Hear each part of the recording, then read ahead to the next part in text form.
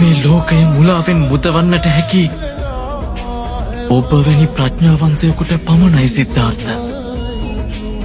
මනුෂ්‍යයන් අතොරක් නැති දුකයන්ගෙන් මුදවාලීමටයි මට අවශ්‍ය. ජීවිතේ පිරිපවතින්නේ දුක. සියල්ලට අවශ්‍ය දුක නැති කිරීමට. ඔබේ අරමුණ ඉටු වේවා. පරම සත්‍ය ඔබ පෙන්වා දුන් විට මුළු ලොව තුලම සිද්ධාර්ථ නාමය සදාතනික අමරණීය අග්‍ර වූ නාමයක් ලෙස බබලාවේ. අග්‍ර වූ නාමයක් ලෙස බබලාවේ.